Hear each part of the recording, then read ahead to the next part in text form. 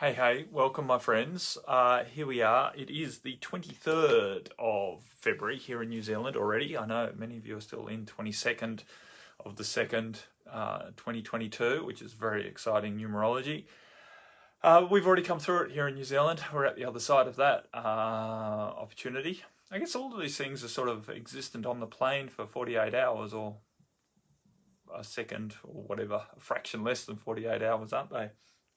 From when the date first appears to when the date last leaves validity somewhere on the planet. So that's always interesting to think about. Every date is alive on the planet for 48 hours. But here we are. It's Chat with Matt, part of the Bright Light Beings offering that we do every week, pretty much.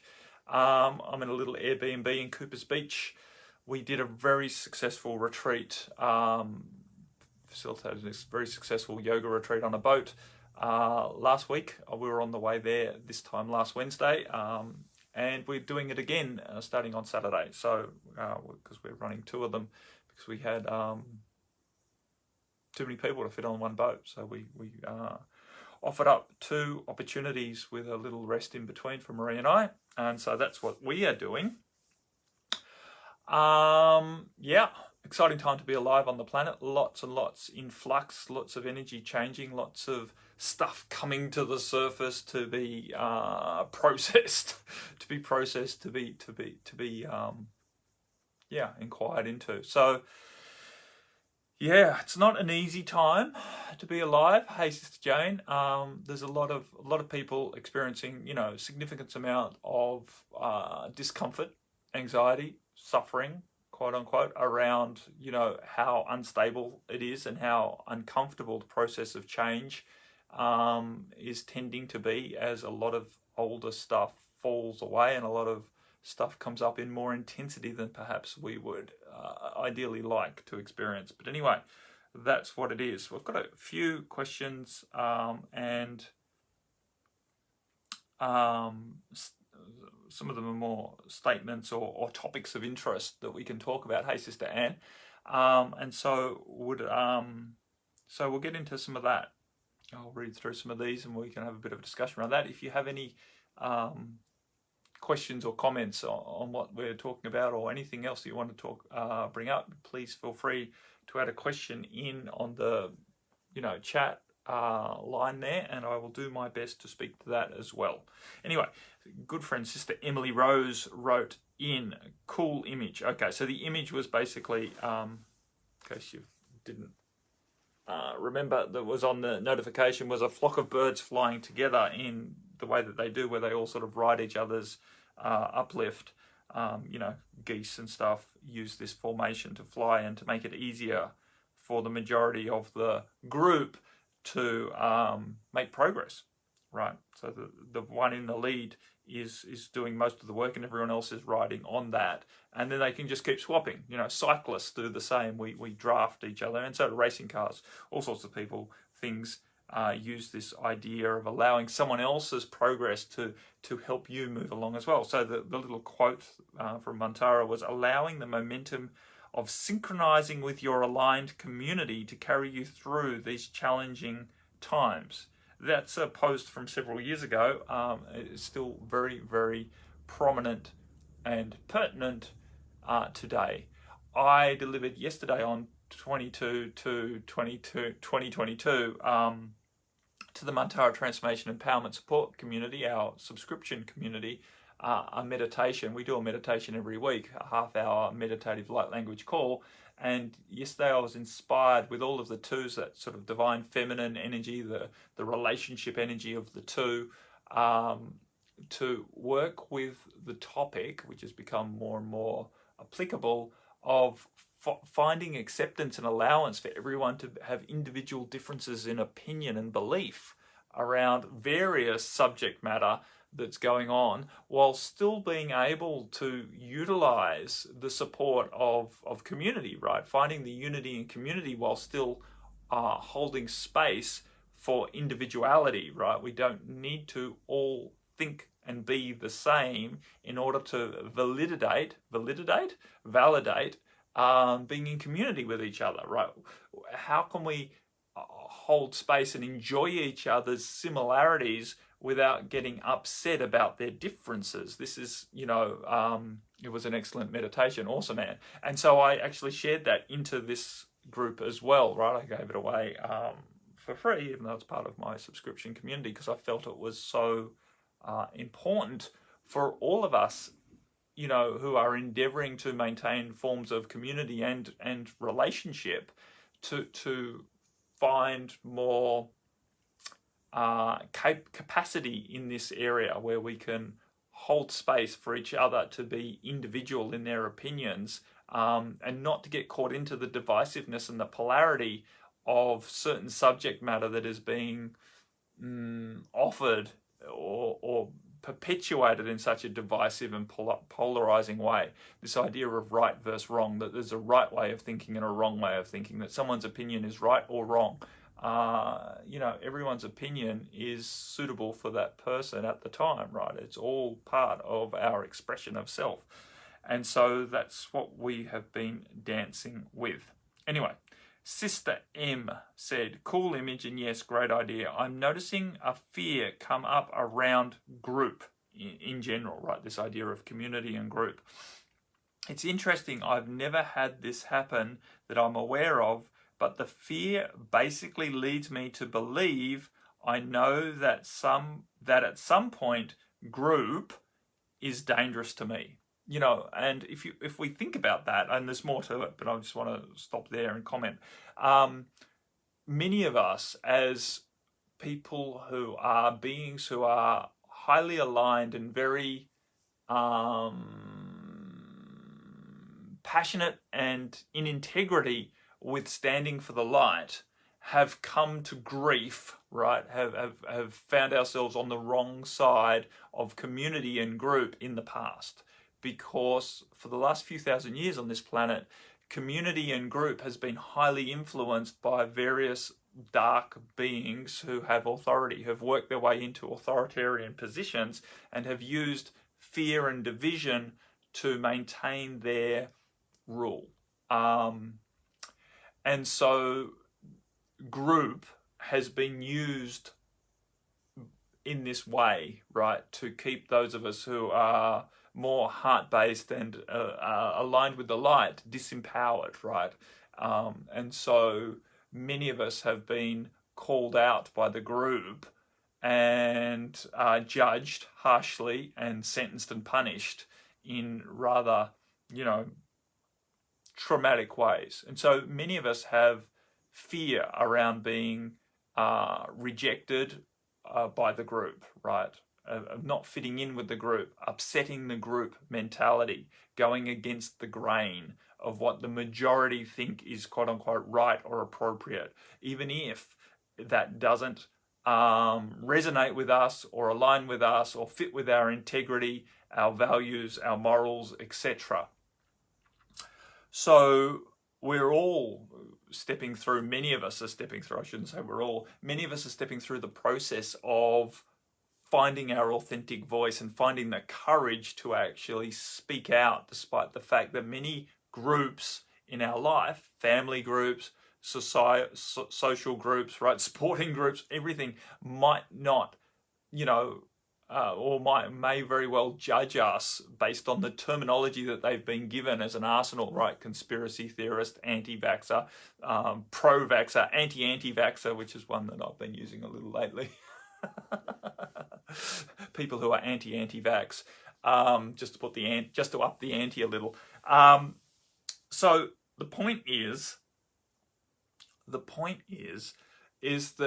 how can we choose to believe and feel, right? We can't choose to feel because feelings arise. How can we expand beyond the feelings that groups aren't safe for us so that we can truly relax into expressing ourselves in group and trust that despite the fact that the group might have a reaction to what we are expressing, that in this time we are actually, as a being at least, safe. And this is part of our process of instigating, initiating, stimulating and supporting transformation within our society, right? Those of us who are going to stand up more and more and express ourselves from a space of love and light, right? And not just the wishy-washy peace, love and mung beans, love and light, but the truth of who we be, express ourselves in authenticity and authentic confidence, will have an influence on helping people break out of the mass psychosis of, group mentality, right? A tribal mentality, and following with this fear-based agenda of singling out people who are wrong, and pointing the finger at them, and thus lifting their own, sense of status and safety because they're part of the group and others aren't, right? So it's going to be interesting. Anyway, shall I read on with what Sister M was saying? Dangerous to me. Not really safe for me to be a part of, because the strength of the pack mentality leading people to not be themselves is the nicest way I can put it, right? So exactly what M wrote, I've just elucidated on or talked on. This has, I feel, kept me from really feeling that I'm joined in my whole life. Always had that one foot in and the door ready to run, right? So basically I'm saying she's never been really able to commit to being fully in life and engaging in the group because of this, awareness that the group could turn at any time if she was to allow herself to fully be seen as the being that she be's, non-compliant with group mentality, right? How can we be a member of a group without having to comply completely with what the group expects us to be? And this conundrum is going to lead to new groups forming, which has a foundation in much more allowance of individuality. Yeah, of course, Anne gets that too. Those of us who are committed to being ourselves and really working on expressing ourselves more openly in the community, have been rejected quite harshly by various groups. But that's not to say that it's a bad thing, even though it's quite uncomfortable. And in doing so, we will start to form groups and transform groups, form new groups and transform old groups to slowly but surely provide more inclusivity of individuality, right?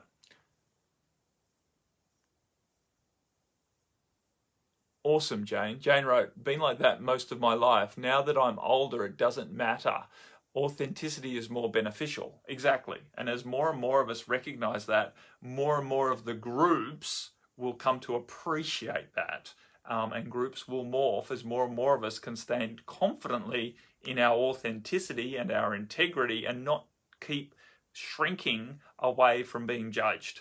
And not, people please, basically. Hi, my name's Matt, I'm a recovering people pleaser. It's been, 10 minutes since I pleased my last person. There's nothing wrong with pleasing people. It's only, quote unquote, not so beneficial when you sacrifice yourself to do so, right? Anyway.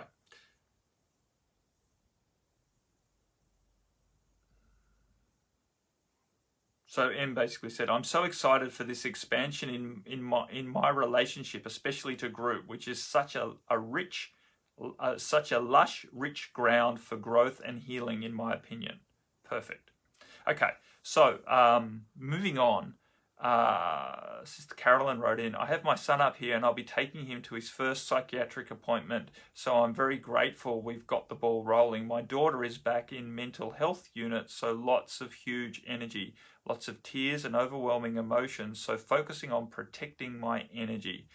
I'm appreciating the beauty in nature, walking or sitting outside, started growing veggies and they're sprouting. It's so exciting. Awesome, Carolyn. I love so much about what you've written. It is, a huge, we need a people pleaser support group, recovering people pleaser. Can we add an extra word in there? And then we'll make it recovering people pleaser support group. We can probably get a few more P's in there or something. Can we work on some more alliteration? Yeah, yeah.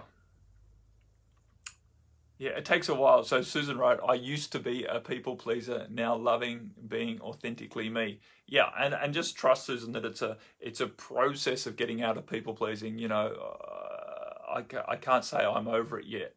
Um, I still notice quite intently my people pleasing tendencies arise when I'm quote unquote stressed or, backed into a corner, or in a situation where I'm quote unquote scared of, creating conflict, and drawing attention to myself as being the odd one out. But,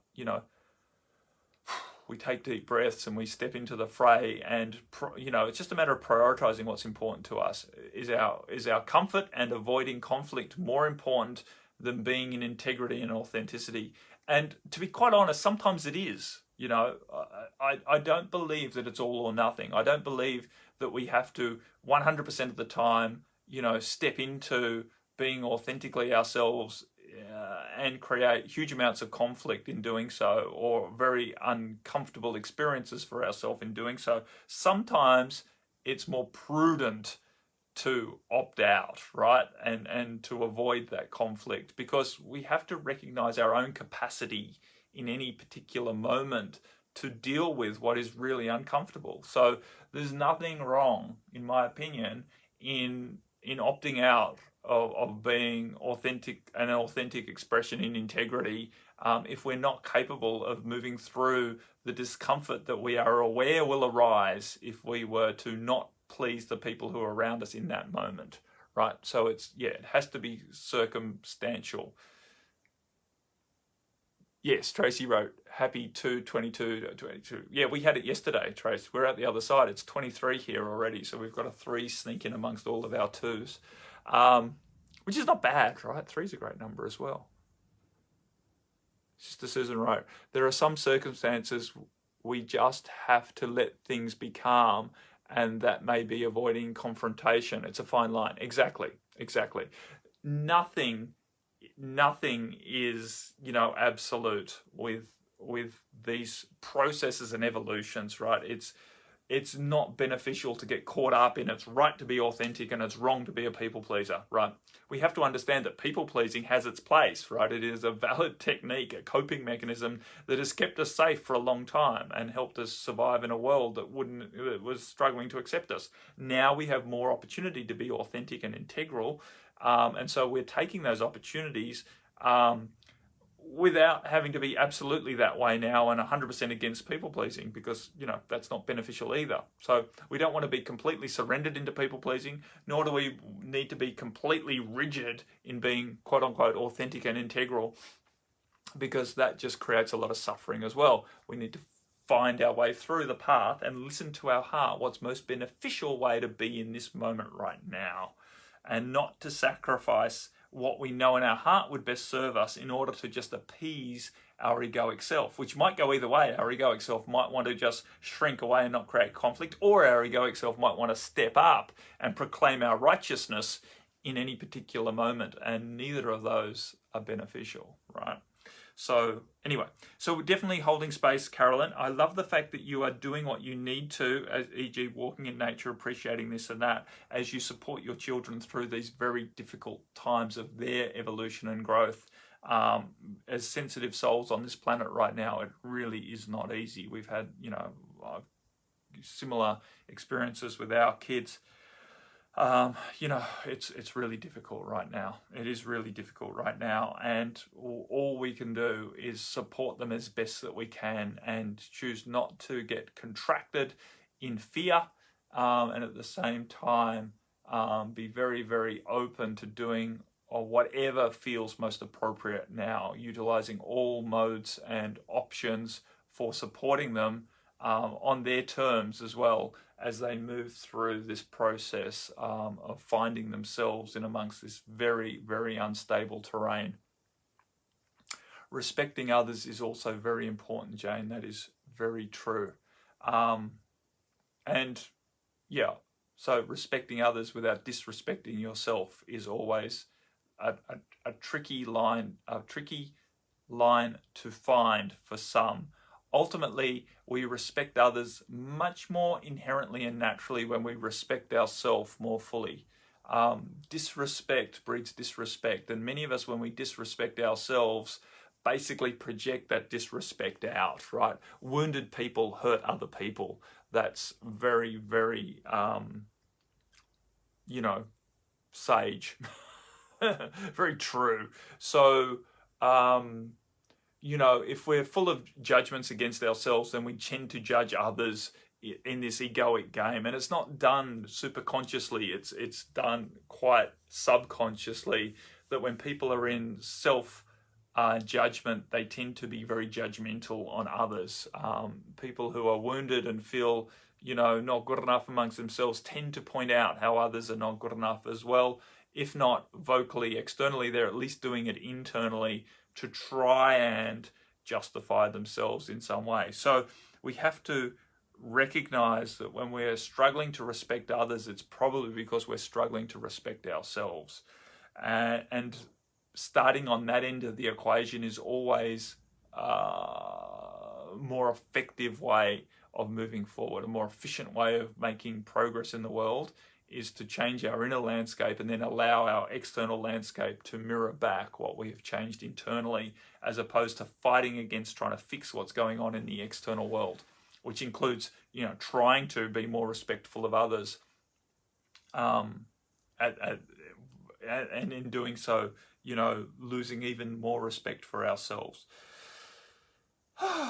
So definitely holding space, Carolyn. Hyla said, I love having conversations with people who can teach me different ways to see life.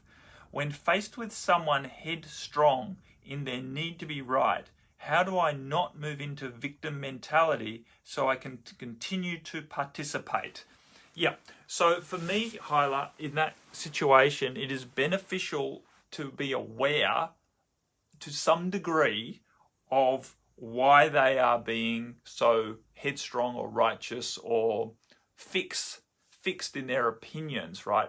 Generally, when you apply a little bit of inquiry into why is this person so headstrong, it's generally through a lack of their own confidence. It's generally through fear. It's generally when people are very fearful that they become quite strong in their opinion, because if their need to be right is very important for them to maintain a sense of themselves, because they don't really have that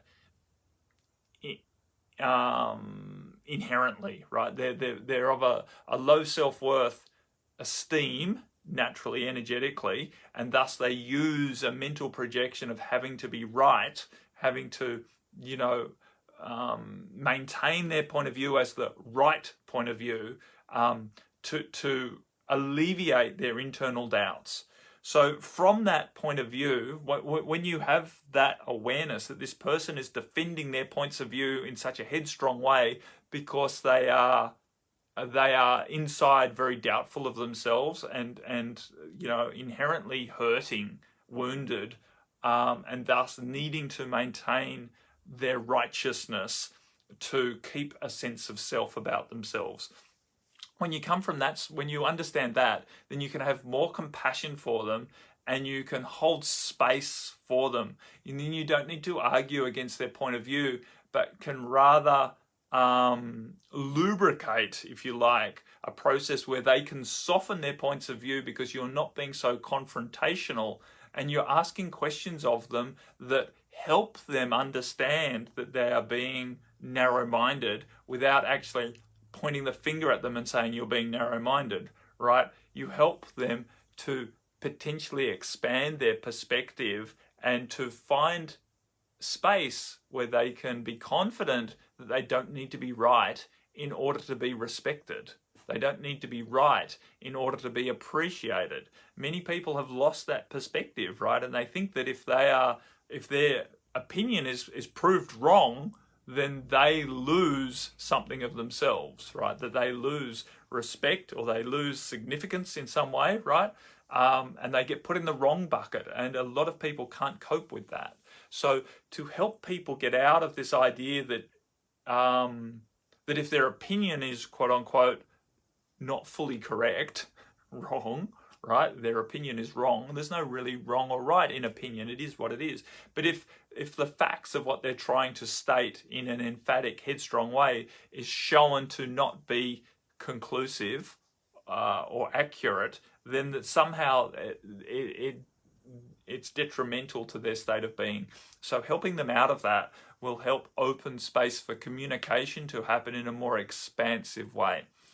Generally, if you become aware that someone is inherently, quote unquote, headstrong in their opinion, then potentially they're not going to teach you much, right? Your opening statements. I love to have conversation with people who can teach me different ways to see life. I would personally, I'd like to take the word teach out of there, and I would use the word more like illustrate different ways. There's nothing that you need to learn about seeing different ways in life, right? You don't need to learn new skills, because learning's about gaining skills. I wouldn't even use the term learn around collecting knowledge, because that's just memory. It's not really learning anything, right? Sister Patricia, a lot of vegans are like that, very defensive of their philosophy. Yeah, exactly. A lot of minorities are like that, full stop. A lot of minorities feel that they have to become very belligerent in defending their position because they already feel on the out. They already feel attacked.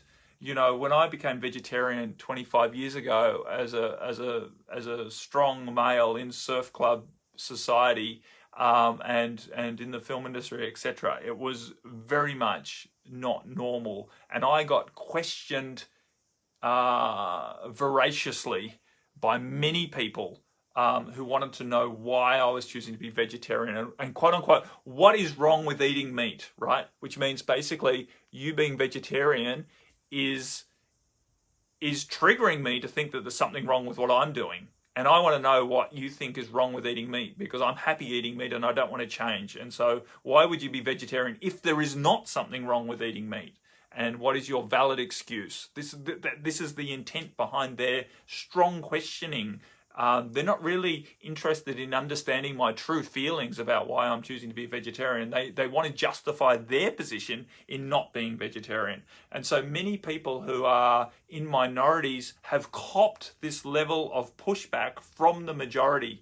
And as a defense, they become very belligerent and very factual and very rigid in saying why the opposite is wrong to defend themselves. And they cannot easily navigate being comfortable in a minority, whatever that decision is, whatever that position is, whether that's, around dietary, medical things, religious ideas, same, right? Being a yogi also wasn't particularly easy for me at the time. Many people, wanted to question it, about why you would do that, why you would have a guru, why you would go overseas, why you would donate your time to various causes, etc. Doing things out of normality. Whenever anyone does something out of normality, the group mentality is to question them, because it feels like, because people generally who cling to the majority quite often are insecure in themselves, and the reason they're in the majority and complying with the majority is to feel included when they don't feel that they could cope being on their own. They can't cope with standing on their own in authenticity, so that they want to stay with the majority because that feels quote unquote safer and inclusive, etc., etc. And so this group mentality can become quite judgmental of people who choose to step out of it. And then the people who choose to step out of it tend to cling together in a small group to support each other in being belligerently okay that they are not with the majority, but at least they have some people around them. It's all of it is fueled by insecurity in the self, in the goodness and the rightness of being self, right? Being who you are without having quote unquote community, relationship, etc., to back you up. So lots of people can be very, very headstrong in the decisions that they've made for themselves and feel that they need to defend it at every turn in quite a belligerent, headstrong, non-compassionate, non-flexible way. You know, my words for this year is freedom and flexibility, understanding that freedom comes through being more and more flexible, less and less rigid in your thinking. Otherwise, it doesn't matter what your thinking is, you are entrapped by it, right? You're entrapped by your narrative, entrapped by a story, entrapped by your beliefs, and you are not free. You know, a lot of people who are, you know, looking at the current situation, marching for freedom or protesting for freedom, they have a very narrow mindset that what they're calling for, the end of the mandates, etc., the thing that has been mandated is very, very wrong. Unfortunately, and you know, I'm of that ilk of someone who has you know, studied and aligned with natural medicine and traditional medicine and natural health and natural immunity for over 25 years now. Of course, I, you know, have serious concerns about the validity and the benefit of said, you know, injection, jab, vaccine, whatever they want to call it.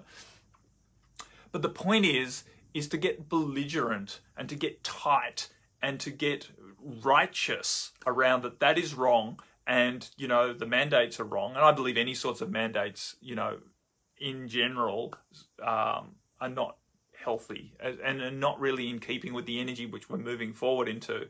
And I know people can say, well, what about mandating seatbelts?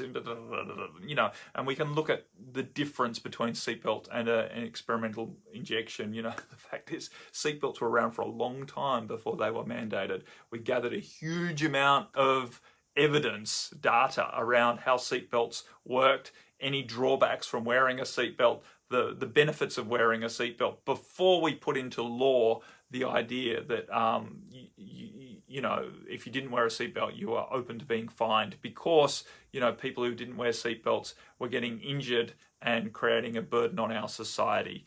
That only came about after a huge amount of evidence was gathered, a huge amount of data was analysed, and all of the negative side effects of wearing a seatbelt were ascertained, right, through slow, you know, process. Unfortunately, that didn't happen.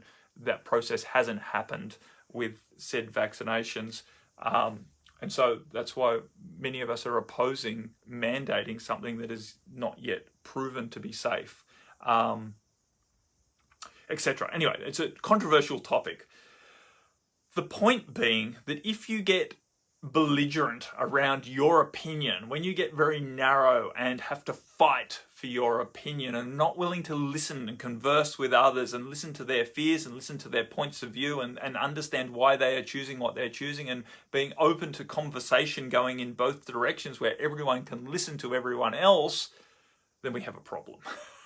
Then we have a problem.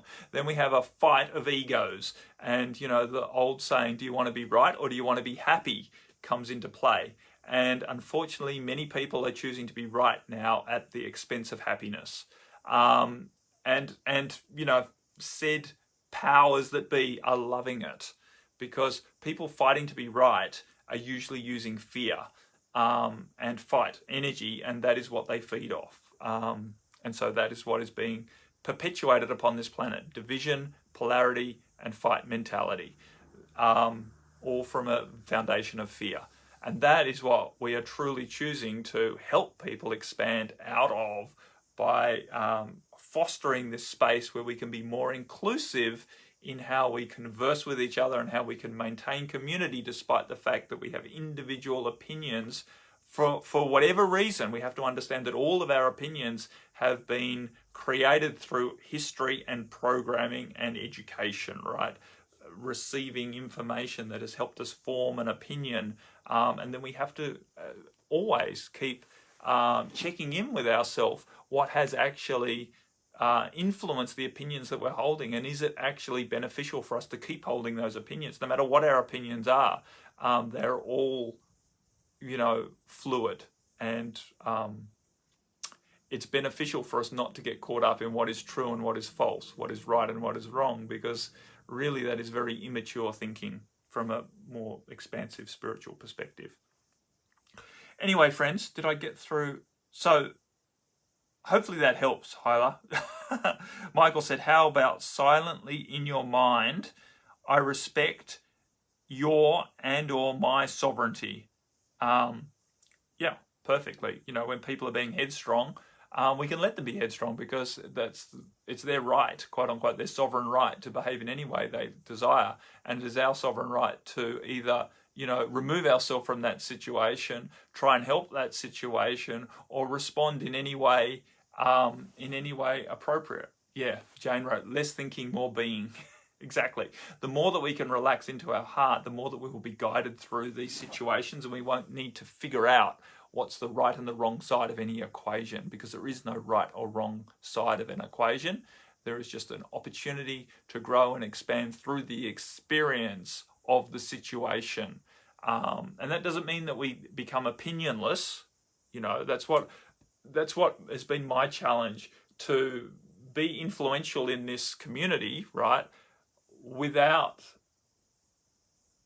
inflicting my opinions on others, but also not being scared of sharing my opinions. Because from my point of view, my opinions are valid. I'm not saying you have to believe them, but I don't believe that me hiding them is beneficial either, right? So there's a line to dance. There's a line to dance along this. And it's the same with all of us in all interactions, right? And we can only really navigate that line from a very intuitive, heart-centered space, because intellectually we can't figure it out. You just can't. You'll trip the tripwire and blow your leg off. Trying to walk the line from a mental space of achieving the highest outcome. Anyway, friends, I've gone over time. We need to get out of this Airbnb in the next 20 minutes, so I better pack our bags and get in the car. Much, much love to you all. I will speak to you again sometime soon. Yeah, I'm still on the boat for the next chat with Matt, so that will probably fall by the wayside, unfortunately. But nevertheless, we will be back at some time in the following weeks. I might pop on and do a short one at some other time, not on our normal Wednesday 9 a.m. time.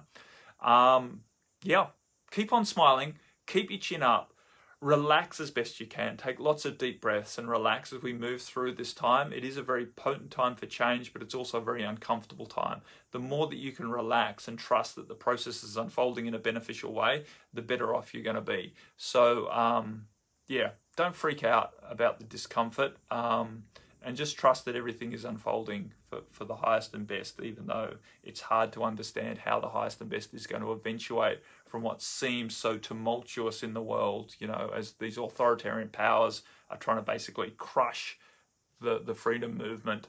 You know, it's part of the dance. They're going to show their hand, and more people are going to wake up to how unkind, right? We're talking about our beautiful Prime Minister here in New Zealand, who, you know, came to power on the back of being kind, and, you know, some of the actions and verbology, you know, words she's been using currently has shown great unkindness to a reasonable percentage of the population. So, you know, they're basically going to unravel in front of us. Many of our leaders and organizations and structures that have held power for so long are in the process of unraveling, and it's going to be a little bit of a show and tell, and which will be quite uncomfortable for many people. Yeah, Susie wrote, the Aquarian in me is very passionate about truth, quote unquote. Well, my perceived truth. Exactly. And it's beneficial to embrace that passion, and also beneficial to temper it with an awareness that it's your perceived truth, and that you don't need to burn all of your bridges to stand for what you believe. We can work in slightly more effective ways, I'll use that word, more effective ways of standing for our truth without necessarily needing to proclaim it in a righteous way. Yeah. learning opportunities for all of us here. Much love to you. Bye for now. Namaste.